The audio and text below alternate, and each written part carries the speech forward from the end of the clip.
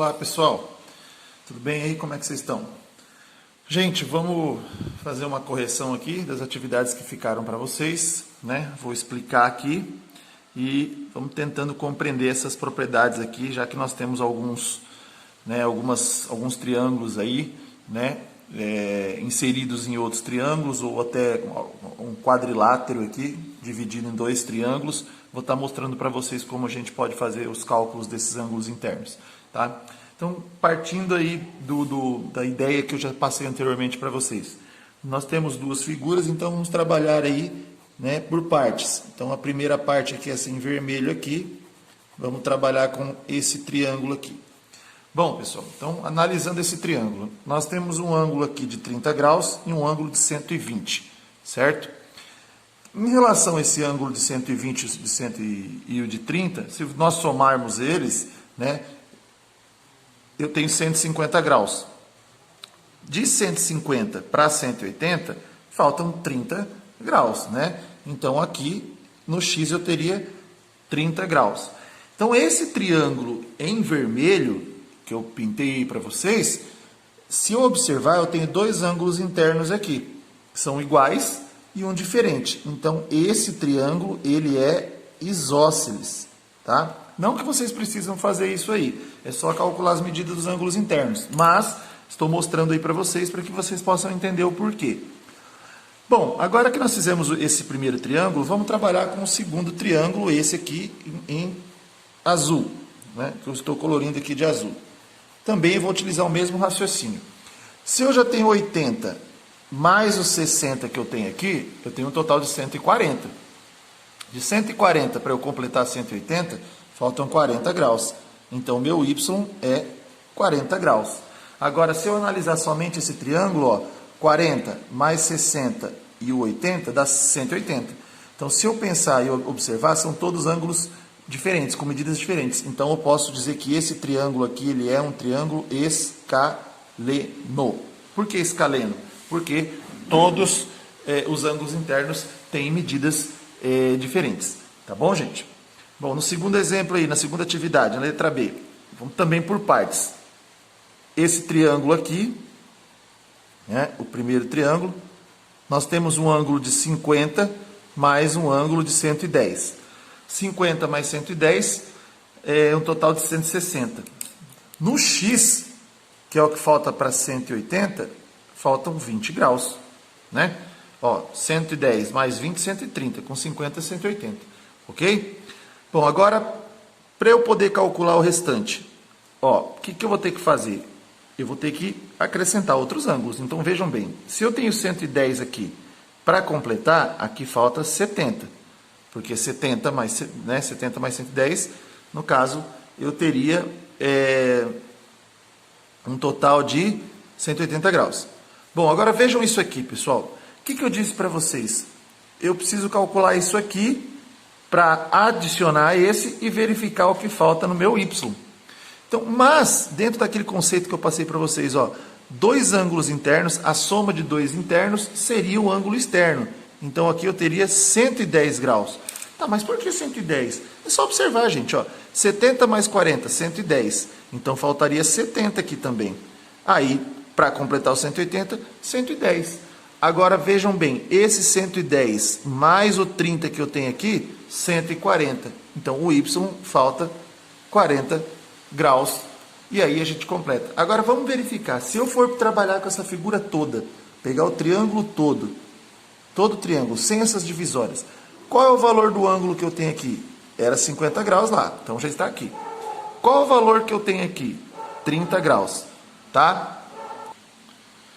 Então, gente, 50 e o 30, ó, 50 aqui, 30 aqui. Agora, pessoal, vamos verificar, ó, 50 mais 30 dá 80. Falta 100 graus, não é isso? Vamos só observar aqui, ó. Quanto eu tenho aqui? 40. Mais 40, 80. Mais 20, 100 graus.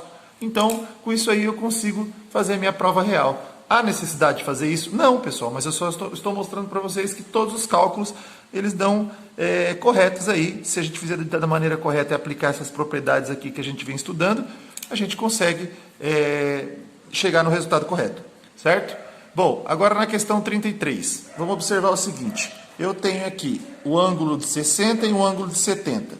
Para completar meia volta, que é 180 graus, eu tenho 60 e 70, 130. Faltam 50 graus, tá? Então, por que 50 graus? Vejam bem, 70 e 60, 130, para completar meia volta. Agora, gente, esse ângulo aqui, ó, ele é semelhante a esse. Então, aqui no Y eu tenho 70 graus. E esse ângulo é semelhante a esse. Então, aqui eu tenho 60. Somando esses três, 180 graus, que é o nosso triângulo sozinho aí, tá? Na atividade seguinte aí, que é 36. Então, vamos observar. Nós temos aqui um ângulo externo aqui de 130 e um ângulo externo que é x. Então, vou fazer o seguinte. Utilizar o conceito de opostos pelo vértice, que é 130 graus aqui.